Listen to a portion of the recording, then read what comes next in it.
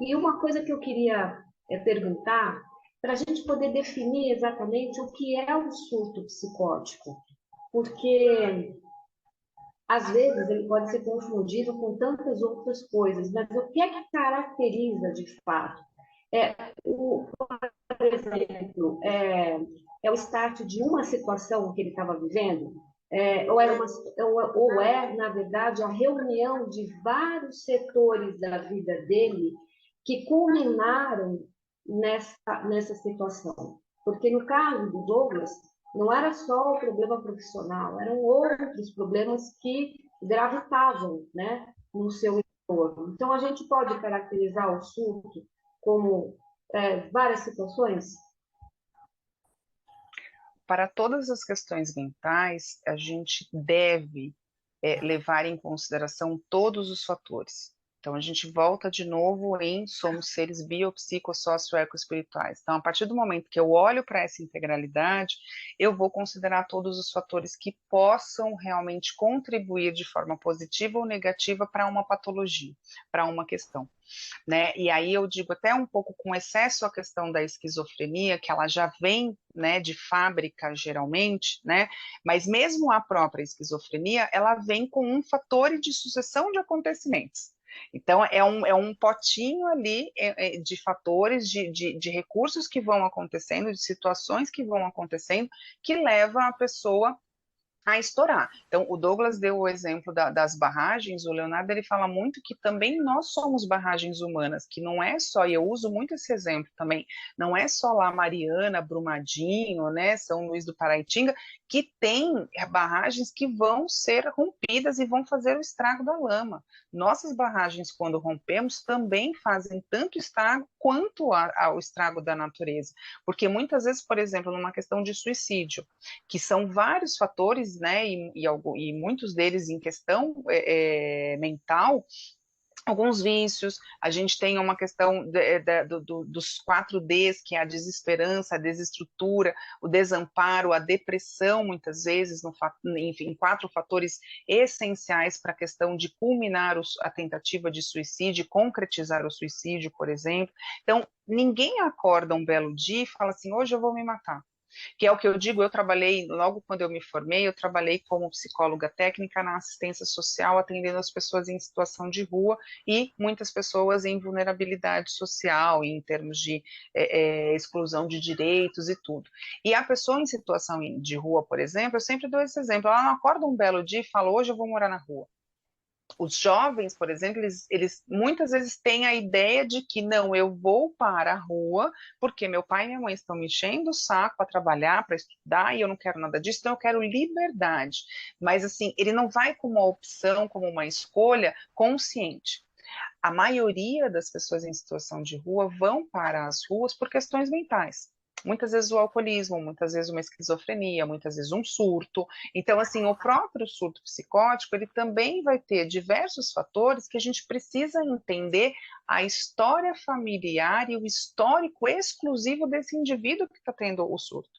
Não dá para eu dizer que foi uma coisa só, não dá para dizer que foi um evento só que culminou nessa questão do surto, assim como culminou na questão da depressão e assim como culminou na questão da ansiedade, como o próprio burnout, hoje o TEPT, que é o transtorno de estresse pós-traumático, que a gente está tendo um crescimento aí por conta da própria pandemia, por exemplo.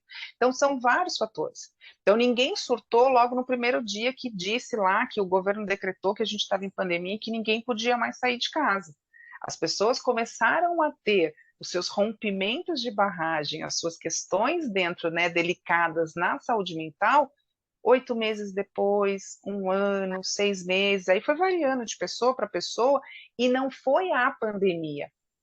Foi tudo que já vinha antes da pandemia, a pandemia só espalhou no ventilador a poeira toda, ela só levantou o tapete e falou, olha, tá aí, agora vocês se virem, vocês resolvam essas poeirinhas de vocês, porque eu fiz a minha parte. É como se fosse isso. Então, assim, a gente não surtou por conta da pandemia, para quem surtou, para quem adoeceu, né? Adoeceu e surtou porque a gente já vinha carregando muita coisa que a gente não deveria carregar.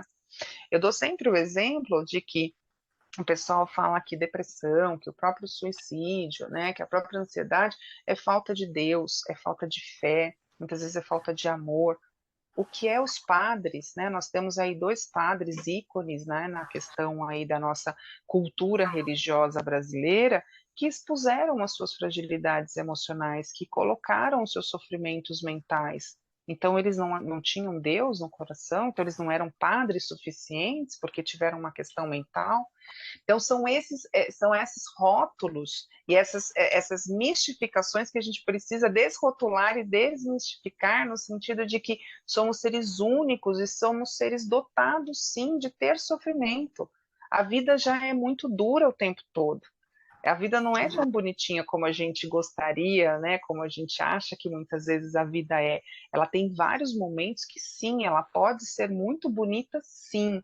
Até na própria história do Douglas, a gente vê beleza quando a gente olha o RH de uma empresa se voltando e se curvando para este indivíduo que está com uma questão que foge da alçada dessa empresa.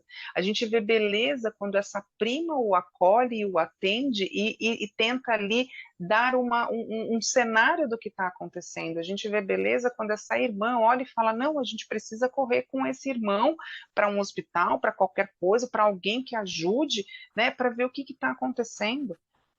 Então, percebam que nada é tão ruim quanto parece, nada é tão feio quanto pareça ali quando se apresenta, quando a gente vai olhando o todo, quando a gente faz esse 360 graus, como o Douglas colocou.